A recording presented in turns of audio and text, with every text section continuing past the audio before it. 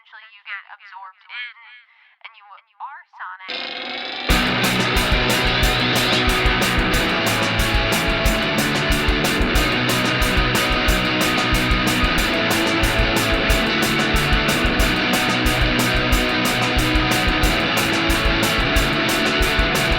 What's up, everybody? I'm Taylor Olmstead, and I want to welcome you back to No Repeat, a podcast where we pick 3 songs every week with no repeats and no do-overs to create a perfect playlist for every occasion life throws at you. Joining me are my co-hosts, Tyler Reed. All right, so this week we have an extremely fun challenge for y'all, and I can't wait to tell you all about it. And that challenge is... And Sean Evans. Tyler could have cut that probably by, I don't know, maybe 30 seconds or so. If you haven't caught on, our challenge this week is time-based. Tyler, what are we doing here? This week we're trying to find a great song that could be perfect if it was just 2 minutes and 30 seconds shorter. Submitted by Bugsby the Sheep. I love the specificity of the time on this challenge. Like, I had a lot of songs in my library that I really like, but that are just too long. A lot of Pink Floyd songs, a lot of Mars Volta songs, really lots of the psychedelic rock space, as well as some longer, like, storytelling rap epics. Like, there's a couple Kendrick Lamar tracks that come up to, like, 9-10 minutes long. There's some Kanye tracks that are really long. Saying that something needs to be 2 minutes and 30 seconds shorter. So, like, basically cut a 50s pop song out of this song was really interesting and challenging to me, because a lot of the songs I was like, well, maybe if it's, like, a 5-part suite from Pink Floyd and it's 26 minutes long, do I really want to cut out section 3 just because it's my least favorite? Like, no, because they are doing a thing and it's all building to a purpose. And so I wanted to find a song that, like, it repeats an idea too many times, like, it's not in service of the point for it to be this long, because sometimes the length is part of it. Like, they really want to drill something home. A great example of that is there's this LCD Sound System song called Black Screen that's like 12 and a half minutes long. And the last, like, 6 minutes of it or so, maybe not 6, maybe it's like 3 or 4, is just instrumental. And the first time I listened to it, I was like, what is going on? And then I read an interview with James Murphy about it. And what happened was David Bowie was supposed to record a verse for the song, and then he died, like, a couple weeks before he was going to go into the studio to do it. And James was like, well, I've written the whole song that is about loss around David Bowie being on it, and, like, it feels like a disservice to my greatest musical hero to shorten this song that he was supposed to sing on. And so he just left it blank, which I think is a great idea.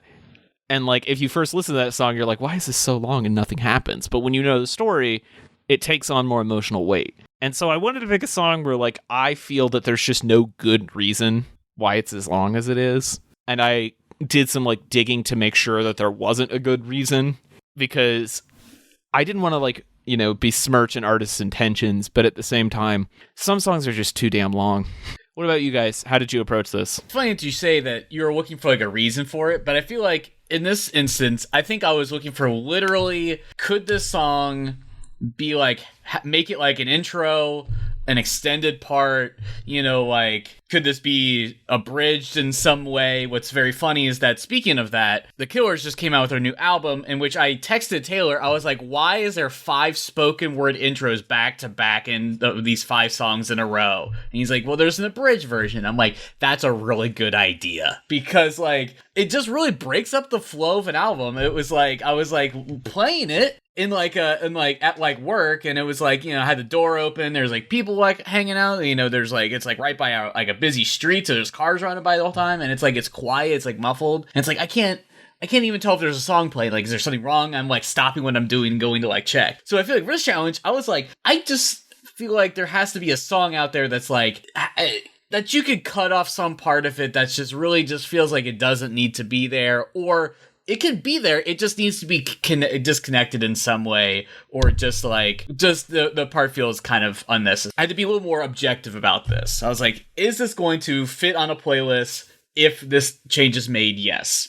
Yeah, I guess when you put it like that, it's maybe we just, shot ourselves in the foot here by having what is going to essentially be 20 minutes of song on the playlist now. Oh, yeah, we really did. I really didn't think about that until just this moment. I was like, oh, crap. I really did it. Yeah, this is post post this song if to scare Sean challenge. It's like, no, these songs are all too long. I know. Well, knowing that we were going into this, I knew what to expect. I guess I was just curious to see like how long it was going to be, because I figured that's a good segue into what I wanted to say. I think that having it 2 minutes and 30 seconds as a specific time was really helpful for me, because then I was like, okay, well, about 2 minutes and 30 seconds. So then I was like, okay, so I don't really want my song to be any longer than 6.5 minutes. But it can't really be anything that's like 4.5 minutes, right? Because then you got a 2 minute song and that just doesn't really work. I feel like there's not enough time to communicate something there, at least in modern songs. So I tried to find, that's what I was trying to do, was find a song that I feel like it had a little extra that might have been necessary. But if you if you were good about editing it, you could have gotten it down to a 3 minute format and it would have been just as good. Not that the long version is bad because of my song. I really like the song in its long version, but I just feel like this song would do better. It would have gotten radio play if it would have been shorter, I guess. So, yeah. And that's not to say that like long songs are bad, because I know we have this like unspoken rule on this program about a song over 5 minutes needs to justify its length. But that's partially because we are building a playlist. And, you know, like we were just saying, it's hard to put super long epics on a playlist or to play them in a loud setting where you're not able to concentrate on them. Like, I adore Pink Floyd's Animals, but there is only one song on that record that is shorter than 5 minutes, and it's an acoustic ballad. And, like, you know, if I'm going to listen to Animals, I'm going to sit down and listen to the whole thing, you know? And I think that's part of what I was getting at with this challenge is like you guys were saying, they could be a really great focused pop song, but they overshot it. They were trying something ambitious and they just went too far. And I feel like we're also making the active choice of, you know, there's songs that are so long that you're like cutting down to 2 minutes and 30 seconds is going to do literally nothing. Dream Theater's Change of Seasons. I was going to bring up that same thing. It was like Dope Smoker's album that's one track, Sleep, which is an hour long, one track. Right. You can't help the prog rock. It's just you can't do anything about it. Right. But I think ultimately that might have been prog rock's downfall, is that there just wasn't, it just never was meant to be like that. That being said, YYZ, only 4 minutes. Yep. Great track, didn't need to be any longer. And so there's one other thing I think we should talk about before we go in here, because I feel like a lot of I'm trying to think if, Tyler, does your song does it have orchestral elements in it? I don't think so. I don't believe so. Okay, I don't think so either, but I wasn't sure. Because I feel like sometimes the songs that are the most drawn out have orchestral elements in them, and I like that. I don't mind if a song is a little longer if you're able to implement, like, have like a nice orchestra inside of it. But I don't know. I feel like you don't always have to have like a operatic album to have long songs, or if that always is like, I don't know. It's trying to remember where I was supposed to go with that one. No, you're totally right. I actually, if it's all right with you, I think I want to use that as a segue to go into my song. Totally. So this will probably illustrate Sean's point pretty well. My song this week is Lonely Soul by Uncle.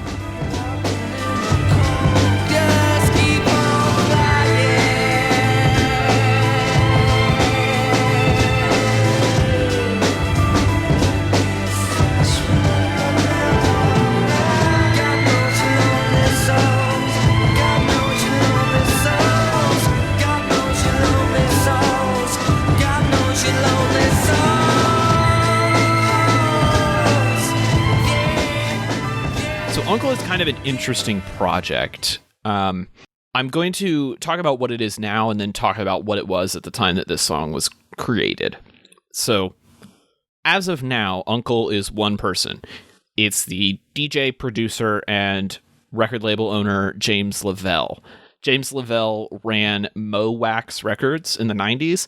They put out some of the most influential experimental hip-hop records of the decade, basically discovering artists like DJ Shadow, Liquid, Rob Dugan, doing some early work with Massive Attack. Like, Mo Wax was a huge deal, and James Lavelle was the face of it. And he had done some solo work under the name Uncle with various collaborators. And after DJ Shadow had his massive hit with Introducing, he wanted to make a full-length Uncle record. And so he brought Shadow in, and their idea was to take hip-hop instrumentals to an entirely new level through this record, Science Fiction, which was going to be the debut for Uncle. The production was super fraught. Shadow ultimately left the project after this album, and it just became James Lavelle's solo adventure. And they've both said in interviews since that the album feels unfocused and bloated and kind of a lot because they really thought that they were going to like change the world of hip hop with this record. And there are some great ideas in it that are ultimately kind of lost in a lot of like ambition and grandeur. And I think Lonely Soul is a perfect example of that. This is a classic DJ Shadow beat with some really interesting production tricks in it, some beautiful strings, and the lead vocals on this track from Richard Ashcroft of The Verve, who are a 90s band that you may remember. They had the huge hit Bittersweet Symphony. Like, all of these pieces fit together so well. And his, like, forlorn just wailing on top of these strings. I mean, it's incredible. It's so good. The problem is, because James Lavelle and DJ Shadow were so interested in, like, pushing the boundaries of hip-hop, there is, like, a 3.5-minute symphonic interlude in the middle of this song. And there's already enough strings on it. I feel like if I was going to cut 2 minutes and 30 seconds out, I would cut out the string section in the middle of this song. I love the section. What would be the time frame that you would say would start at, if you had to guess? About 5:24 to around the 7-minute mark. Yeah. Because I love the section where you have the drum machine dueling with the strings. I think that's in some ways the most interesting part of this track. But then you just get a whole section where it's just strings. And it's playing the same melody we've been hearing the whole song. Like, it's not even a new line or theme. It's just repetition. And it really kind of feels like, you know, just trying a little too hard. This could have been an incredible song. It could have been a hit, I think, on the heels of Bittersweet Symphony. But it just lacks focus, and it comes in at 8 minutes and 53 seconds long, which is just too long. There have been some really great remixes of this track that shorten it and make it a little more dancey, but I think the original just deserves a little better than it got. Yeah, just almost like right off the top, I feel like I listened to this like once or twice, and I was like, okay, something about this feels dated in a way. Something about this feels from another era. Like, there's no way, like, also looking at like the album art, I was like, what is this, like, Mission Impossible font that they like swiped? It's 1998. Yeah, and I had to look it up, and I was like, "Oh, this is like a progenitor. This is like the beginning of an era for like this sort of production." So it's like, so I have to give it. Shadow's debut record came out like months before they started working on this. If that tells you how long ago it's been, DJ Shadow's. Oh, okay. So this is sort of like, this is still like the early era of even working in this style. So I feel like it's unfair to say too much about it, right? Because I mean, you're right that like they were trying to do something new, and I feel like it does feel that way because this does feel old, or it feels sort of like already sort of like trodden on, feels like, you know, like already explored territory, because it was one of the earliest forms of this sort of like of style, of this sort of sound, right? So it's like, I'm like, you know, this is like, it sounds good, you know, like everything fits together, it's, you know, it's smooth, it's great, you know, like as like a background song, it really works. And I feel like, I think when I feel like I've done this quite a few times where I've chosen like a song that's like maybe not necessarily once inspected under the tight lens of being like, well, this is a podcast where we have to talk about this song, and you're kind of like, I don't really know what to say because the song does nothing. Like, so I realize I've brought that to the table quite a lot, and I feel like this song sort of does a similar thing in that way.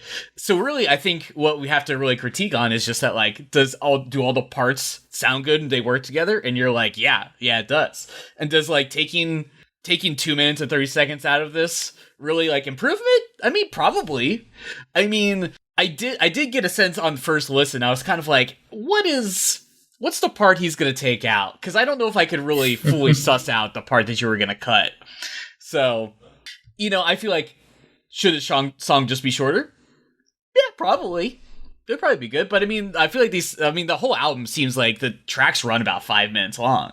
So, I mean, and you kind of want these songs to be long anyway, so you can fade them in, fade them out. But I mean, I definitely can agree to your specific point of cutting out that it's like, it does kind of really drag down when it's just like, it's a very isolated orchestral section. So I get that. I feel that. I think it's a good executive decision to make. Yeah, the intro and outro thing I think is really interesting, even though I don't know if it would work that well because it's already done for like by a DJ. So it's like DJs DJing DJs. Wow, I can't believe I was able to say that right. I was really expecting to get tongue twisted on that one. So yeah, I think the necessity of having it 5 minutes long, I see it there, but I agree with Taylor saying like you could pull that out if you really wanted to have a cleaner track here. That said, thank you for giving us the background because I do feel like they somewhat accomplished their mission in taking hip hop drums to a new place. Or to an elevated place. I don't want to say new. I think elevated is the right term for me. And I feel like the part that you cut out was exactly where I would have cut out. I didn't spend time thinking about where you guys would cut it out. I kind of just thought like, where would I cut it out? I just want to be in your shoes for a second and think like, okay, why did they pick this? This is what they're going to do. But I think there was elements of this that I liked. Like I liked that, I like DJ Shadow, so that was always nice, that like Mad Men kind of feeling. But I like that it had like a Radiohead Moby kind of feel.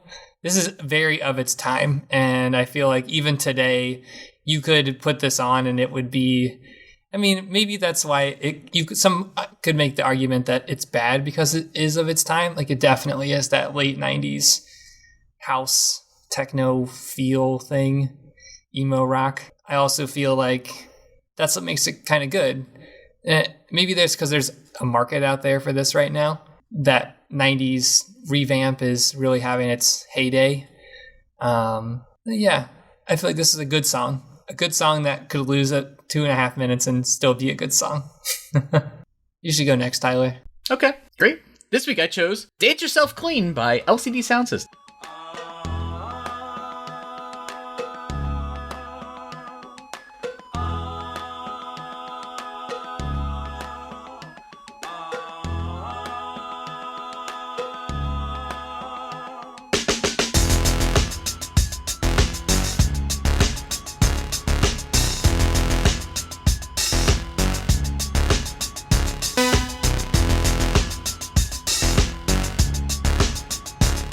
It's very humorous that Taylor decided to bring up LCD Soundsystem in the preamble. So it's not surprising that I also picked an LCD Soundsystem, and it seems like maybe this is a trend for them. So, I mean, we've kind of already talked a little bit LCD Soundsystem, and they're a band I feel like a lot of people know, but Dance Yourself Clean is a song that I first heard when I was working at a board game bar, and we just had free reign of Spotify. We were paid for the legal whatever garbage for like the preferred radio or whatever. So we just could play whatever we wanted. And I feel like somehow this ended up being a song that came on multiple times. And it's like, you're at a crazy bar, lots of stuff's happening, people are talking, and it's like, this song straight up has close to 3 minutes of near inaudible sounds, especially in a busy place. And then it just like, it goes full volume. And so like, but then it's like super powerful, in your face, some of the best like dance rock sort of style music that I've ever heard in my life, right? Like this is like their most played song on Spotify. And there's a good reason for that, because this song rips. Powerful. It goes all in. And so like, I feel like for me, what I'm kind of looking for is I would just cut, I wouldn't even say this needs to be deleted from space. I think you could have this intro just be put at the front, just disconnected so that I can just get right into it. But you know, like I would say an additional addendum to this would be like, I just feel like it's just too quiet. You know, I feel like they could do a build. You know, I feel like there's a lot of things they could have done with this that I feel like that could have been really great. Because I mean, they could definitely do loud and soft. They definitely can work a lot of different angles. And so like for me, this track just feels a little confusing. It's just sort of like I would be curious to see how it would be played like live. But I guess maybe it would be a lot more focused. Like everyone would be paying attention. And it would probably be like audio balanced a little bit more for the audience that it's in. But it is just almost unhearable. You have to like, if you have to pump up your volume in order to hear the song, you're kind of messing up, I think. So, but yeah, I mean like, but after that, after the first 2 minutes and 30 seconds, you know, like I said, it goes hard, and it's probably one of my favorite songs of theirs. So I'm so mad at you. I picked this on Tuesday. This is one of my favorite songs of all time. It's one of my favorite songs of all time. And I can't believe that you did this to me. Okay, here's what I will tell you, though. The first time I heard this song, the first maybe 10 times I listened to this song, 100% agreed with you. Because I think, you know, James Murphy, who is LCD Sound System, is a controversial figure in terms of his, like, aesthetic. He makes choices that I think a lot of people just disagree with on like aesthetic grounds, which is fine. They're very opinionated choices, and he's very aware of that. I think what you're hearing on this is a combination of two things. The first is he really seems to want to play this song on very good speakers where you can get the full range and hear that a little better. Like, this is not a song for earbuds. And then secondly, I think part of it is intentional, that he wants you to turn it up so that when it hits and you don't know it's coming, it's absolutely disorienting. And the reason I say that is because I was like not sold on this song either for the longest time, but I had a friend in college who loved it and I couldn't understand why. And then I was at a party with him one time and he was in charge of the music. And we were at that point in the party where like everybody had a buzz going. And he puts Dance Yourself Clean on. And it was very much like a standing around talking kind of party until the drums in this song hit. And then it was full on drunken bacchanalia, dancing like idiots, like having an absolute blast. And then we did the exact same thing at his wedding reception, where it was like the family members had left and it was all the young people. And Dance Yourself Clean comes on, and we all know by this point. So we're like on the floor waiting for the hit. And when it hit, it was just like, this is it. Like, this is what we're here to do. We are dancing ourselves clean. It's the moment in the night where you go from like, I've been drinking to, oh shit, I'm drunk. Like, do I think that intro bit could be a little bit shorter? Maybe. But at the same time, I don't want it to be, because it's also some of my favorite James Murphy lyrics. Like, I love the line, talking like a jerk, except you are an actual jerk, and living proof that sometimes friends are mean. Like, it just resonates. I mean, you're so right. It's a good lyric. I mean, yes, this song is very opinionated, and I can see why it would bother you that it doesn't just, like, go for it. But I'm going to fight to the death that I think this song is the perfect length, and if heard in the correct environment, it's fine. See, that's what I'm saying, though. Just feel like you're someone's DJing, they can twist the knobs, the nozzles, get that balance going. I feel like you can hear it. There are very high quality live performances of this on YouTube that you should check out. It does it a little bit more justice. Well, Tyler, you're totally right, and Taylor is totally wrong. Oh, delicious. We eat tonight, boys. in fact, you totally could wipe out the first 2 minutes and 50 seconds of this song, probably almost exactly, and still have a quality song that's a little too long. I actually really like this song. I'm not a huge fan of LCD Sound System, but I think there are qualities here that if you aren't in the LCD Sound System, that would make you at least want to listen to them more. Because I do think that it shows his musicianship. Sorry, I don't remember what his name is. James Murphy's musicianship. But I don't really read this as a listen to this on your hi-fi stereo system so you can attack the audience and get them. I read this as this is a song that you play to either open the concert or close, where you just need that built-in fan participation. It's often the last song before the encore. Right. I feel like on their documentary Play the Hits, this one probably closes it. I feel like there's about 10 minutes of crying at the end of the documentary. I do remember that, and probably because everything is some minutes of something more than necessary with LCD Sound System. See, I make it sound like I'm like totally dumping on them, but I'm not. Like, it's really just like an endearing to be thing. Long and drawn out, and some people aren't into that, but I love it. Right. Yeah, so it is very rare to have an LCD song under 3 minutes. Right. And so if you like that, LCD Sound System is your jam. But there are things that I love about this song. That synth is absolutely amazing. I think totally listening to this on a high fidelity sound system would be absolutely amazing. But I do feel like it could be shorter though. I feel like if you just went right for it, I mean, okay. Would some of the effect be lost if you started with that powerful synth right off the bat? Yeah. Does it have kind of what's the rhythmic draw to it? Yes. You'd use about 30 seconds before it really hits. So I feel like 30 seconds is plenty of time. Yeah, maybe a minute. I feel like I just feel like having all that is really just it adds the performance value. Like, this is one of those songs that worries me that when you watched it live, that even though, how long is this song? 8 minutes? 8 minutes. Almost 9. Okay, almost 9 minutes. That if listening to it here is almost 9 minutes, watching it live, it turns into 17. And that just seems very unnecessary to me. Agree to disagree. Okay. You can tell there's a difference between the three of us. Really, Tyler and I, and then Sean, when you look at the lengths of our 3 songs this week, my song and Tyler's song are both approaching 9 minutes. Sean's song, which we're about to talk about, is approaching 6. Just saying. Sometimes you just get what you need. Well, with that beautiful transition, to introduce my 6-minute song, this week I chose "The Suburbs" by Arcade Fire.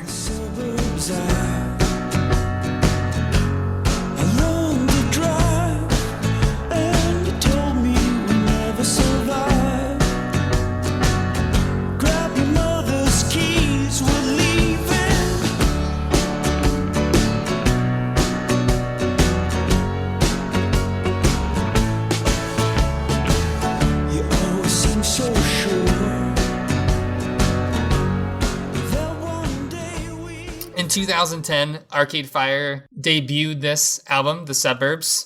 There was a deluxe album that came out probably a year later, but the album itself is 63 minutes long, which is huge. That's a big album. The reason I wanted to go last was because I feel like once you get to LCD Sound System and having that big band format, it easily kind of rolls into Arcade Fire nicely. So The Suburbs, just to put it out there, I looked it up on Wikipedia because I didn't think that it was like commentary on the suburbs. I thought it was more of like songs about the suburbs. And Win Butler says it explicitly that like it's a letter from the suburbs. It's not supposed to be anything like that. But I love this record. I feel like there's so much about it that's really good. There's so many good instrumentalisms here.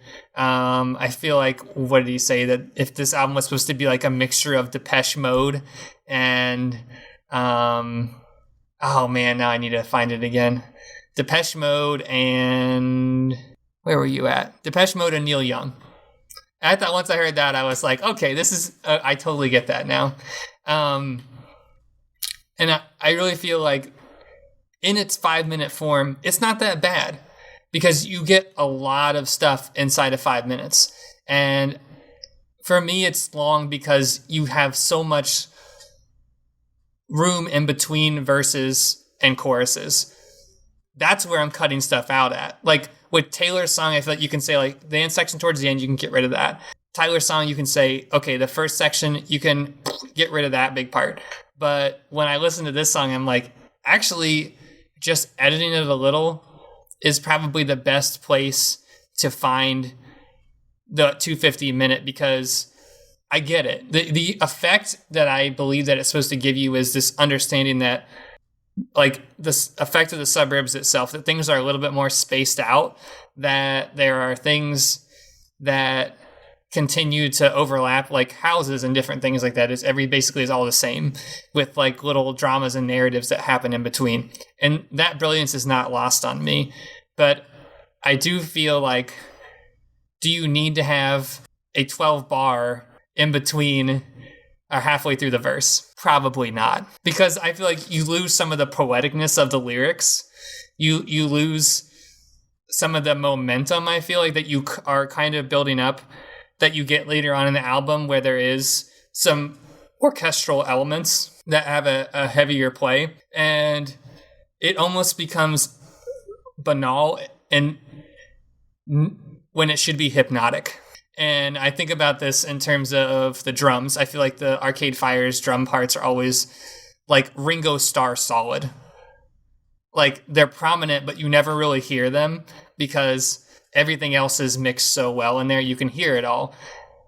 And I feel like sometimes when I play this song, even I myself find like my brain wanders when I'm covering it, because there's so much. Like, I almost wonder if I'm messing it up or if I'm not giving it enough time. And that just tells me that there's something wrong here, right? Like, you should be able to, you could play through this whole, you could cover this whole album in about 45 minutes versus the 60 that it takes to actually listen to it. And I feel like you would still have the same effect. So I'll just put that out there. Yeah, I'm torn on this as well. I think you're probably right. I do think there's something like Lynchian almost about this song. For those who haven't watched a lot of David Lynch, he's an American film director, occasional TV director, musician, painter, etc. And he is really interested in affect. So, like, making his audience have a physical or emotional response to something. And a lot of the way he does that is by making you sit in moments that are uncomfortable for a very long time. And I feel like that is maybe what this song is trying to do in its first half, of, like, trying to make you sit in this moment of, like, haunting sameness, where it's a really simple chord progression that just kind of almost becomes drone-like until it crescendos at the end and gets really dark and weird, which I think is kind of their point about the suburbs. It was like, it all looks the same on the surface, but there's some real darkness hidden there, which is also a very Lynchian thing. But at the same time, I agree with Sean that, like, they convey that so much better in other parts of the record without these, like, intermittent interludes that, like, are just chords on a rhythm guitar. Like, I feel like they could, if they were going to make a song this long, which, like, Arcade Fire is also a band that loves a long song, they could have added a little more texture in the first half, I think. Because that last half, when the strings just start getting detuned or, like, out of, like, traditional harmony, it gets really tense and really interesting. But the first, like, 2.5 minutes, you're just sitting in that same chord progression with the same instrumentation. And I kind of wish, like, I don't know, maybe you need to add something. Maybe the crescendo needs to start earlier. I don't know. Sure. So I feel like I was in the car the other day. I was in the DJ position. I was queuing up songs to play on the radio, and I was, like, listening to these songs. And what's funny is I actually put on North American Scum, not an Arcade Fire song, but I put that on, and I was like, man, this song. But an LCD Sound System song that features Arcade Fire. Yeah. Ooh, doesn't really. Incredible. Anyway. Yeah, they wrote it together. But I was like, God, this song's going on forever. It just keeps going. And I'm like, it's not that long of a song, but there's some like sort of like effect where it's like, if you're really focusing in on something and you're kind of like, there's a sense of like, you're trying to create a good vibe. I was kind of like thinking about everyone in the car, making sure like it's like good. And I'm kind of like, well, you really just kind of like get to the next song. And I feel like this is kind of like an example of what Sean was like kind of what the song does. It's like it's 5 minutes and it's kind of like intentionally supposed to like drone out in a way that makes it uncomfortable. And so I feel like this is like not the song for like your open lane car drive. This is like, I mean, this is also the starter track to this album. So I feel like you're buckling in for a ride with the song like right at the front. But yeah, I mean, so just to reiterate, Sean, when you said you kind of wanted, can you like give me like a sample of like a time to time that you'd be cutting out? Because you're effectively cutting several parts to equal about 2 minutes and 30 seconds. Is that correct? Yeah. Oh man, I have to look at it. It's fine, but you're around like 156 maybe, where like you're getting a little slide guitar feature, but otherwise it's just chords. I mean, it's kind of minimal, but I mean, I don't know. I feel like my challenge listening to this one and trying to find like, I don't think there's an obvious spot that you're like trying to cut, because it does feel, I don't feel like there's any like really like long in particular segments. Like Taylor's song was like, it's here. And like my song was like, it's this part. But I feel like this one is a little bit more subtle. So I feel like, I'm like, do I want the song to be a little bit shorter? Sure. I feel like this is just sort of like the Sean's chopping block where it's like he is like 5 minutes too long. I'm like 5 minutes, like I can handle a 5 minute song. He's like, no, this is far too long. This is a whole minute too long. So I don't really feel it completely necessary to chop it off. I feel like it's because like we kind of were discussing, it sort of adds to this sort of Lynchian vibe to it. But I mean, would I miss 2 minutes and 30 seconds of this song? No. That's what I'm like. Would you notice if it was gone? Like if you took out the slide guitar at 150, if you like took out the piano parts in some places, would it have, I guess to what Taylor said, would it still have that same like affected, like it would have the same affect? Probably not. I mean, it would probably be pretty close. I feel like the only thing it really loses, it would be lyric time. Because it is very spaced out lyrically. And there is, like, it's not really a very repetitive song. I feel like it's easy to cut repetition. It's a little bit harder to sort of, like, smash in more words into a smaller time frame. But, I mean, he's not singing them very fast, so he could probably speed it up a little bit. Like, come on. Yeah. Let's go, buddy. No, this song definitely gallops. Yeah, it's not in a hurry. Yeah, it's like it doesn't, there's no, like, ready to start. That's a song that's in a hurry, which is right after this one. Like when you hear that one, when this rolls into that one, you're like, wow, that's actually a pretty different tempo right there. I don't really know if it is, but yeah, it's also a very different song. But all right, so with that, notable B-sides. These were songs that deserve to be cut short, but we didn't talk about it here, but they can probably get cut short. Whatever, just go. Wasted Days by Cloud Nothings clocks in right around 9 minutes, and a big chunk of it is an instrumental jam. I love seeing this song performed live. I've seen them play it live like 3 or 4 times. I don't think the jam needs to be on the record. Keep that for the live performance. Elvia Elvia Quez by Mars Volta. That's not very nice. The problem with it isn't like what other Mars Volta songs are where it's like 17 minutes long. It's that the last minute and a half to 2 minutes of it is just a really warped version of the chorus vocal being whispered at you in like a very discomfortable way, and I don't know why it's there. And then finally, Run Dry, Cross Hearts, Cross Fingers by Patrick Stump off of his solo record Soul Punk. This is essentially 2 pop songs smashed together into an 8-minute piece, and I like the first song a lot more than I like the second song, so I would probably just chop the second one off. I don't know. I kind of fire from the hip this week. I literally put on this song. I thought about LCD and Sound, so I was like, wait, this song's way too long. And I was like, I'm firing it in. I'm putting it in. I'm not thinking about it. So, no B-sides this week. Feels so good. Just kidding. Never mind, I want that song to last forever. We could never cut anything out of that song. It's 9 minutes long. It's almost 10 minutes. You can surely cut. Man, I feel like there's bands that have this problem. Like anything that's within the past decade by Muse, probably cut a lot of stuff out of there. What? Black Holes and Revelations was the perfect album. What are you talking about? Nice to Sidonia, maybe. Nice to Sidonia, I feel like. Man, I'm trying to think. Like, I feel like there's a lot of classic rock too, like Boston. There's a lot of Boston you could cut stuff out of. Well, not Stanford's Boston slander. They have one song, and they play it for an entire album for 3 albums. You leave them alone. More Than a Feeling is one of the greatest songs ever made. And we talked about prog rock too. There's probably a lot of that same stuff too, where I'm like, okay, you could probably cut this one down. Because I thought about going down that route, but I was like, I don't think that this genre really deserves to be on this challenge. And I just feel like because that's what it was supposed to be. It was supposed to be more progressive, right? Like saying cut down a progressive rock song. Yeah, you're disagreeing with an artistic choice, right? Rather than like making a critique. Right, exactly. So that's why I didn't pick that. I figured I would explain that, but because I feel like there's some metal that's like that too. There's some Avenged Sevenfold. You could probably say like you could really cut down that part.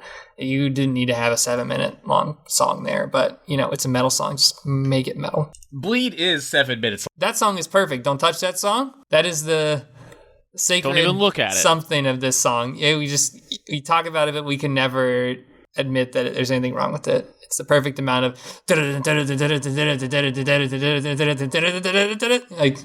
like it's like the Ark of the Covenant. If you open it up, it's gonna melt your face off. Right, don't do it. No more, no less. Right. Well, Tyler, if people want to critique your brevity, where can they do that? Oh, man. If you want to slaughter the sacred lamb of Bleed by Meshuggah, you can find my design and illustration work at ridpets.club. And as always, find me in the socials as Ridpets Club on Instagram and Twitter. Sean, if people want to tell you to pick up the pace, where can they do that? You can find me on Instagram. Ska. Oh, no! You can find me on Instagram at Telly Sean. We didn't pick any ska. We didn't pick a single ska song. I'm sure there's got to be a too long ska song. Okay, we're done. If you want to cut my verse out of something, you can contact me at TC Olmsted on the socials. All of these songs will be on the official No Repeat podcast playlist, and we'll be back next week with another episode of No Repeat.